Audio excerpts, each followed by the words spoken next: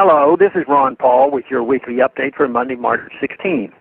As Iran continues to take an active role in helping Iraq fight ISIS, many U.S. neocons are upset that the U.S. military is not over there on the ground doing the fighting.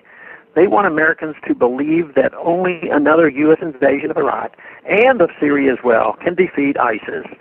But what is wrong with the countries of the region getting together and deciding to cooperate on a common problem?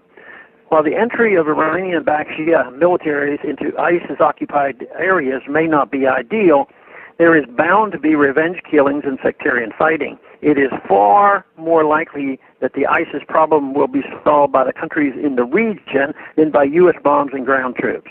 Our bombs will continue to make the problem worse because it was our bombs that helped create the problem in the first place. What the neocons who lied us into the Iraq war don't like to admit is that there was no ISIS problem and no al-Qaeda problem in Iraq and Syria before we invaded Iraq. ISIS is an idea, not a country or an army, which is why U.S. declaring war on ISIS makes no sense. It is clear that if we really want to defeat ISIS, the last thing we should be doing is bombing and sending troops back to Iraq and into Syria. Our bombs and involvement in the region only serve to recruit more fighters into ISIS.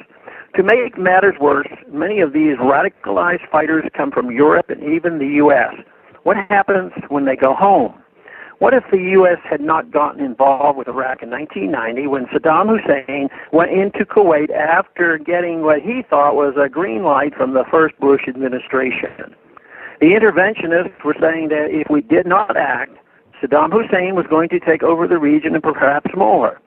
But what about the other countries in the regions that may have felt threatened? Maybe Saudi Arabia would have made a move. Maybe Israel would have taken care of the problem. Why does it always have to be the U.S.? The dedicated neocons and other interventionists will not cheer Iran currently taking steps to defeat ISIS, even though they claim that ISIS is at this time the #1 threat to the United States. Why don't they like this good news?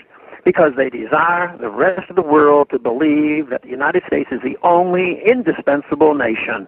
They want the rest of the world, and especially the American taxpayers, to believe that no problem anywhere can be solved without U.S. involvement. It diminishes our prestige, they argue, for us not to take the lead in every conflict everywhere on the globe.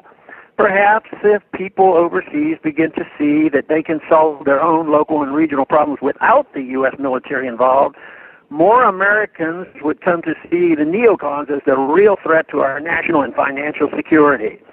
Instead of being angered at the Iranians helping to address the problem of ISIS, perhaps we should send them a thank you note. Thanks for calling this update. A new update is placed on this number, 888-322-1414, every Sunday. The written text can be found on my Ron Paul Institute website at www.ronpaulinstitute.org and on my Facebook page. Thanks for calling.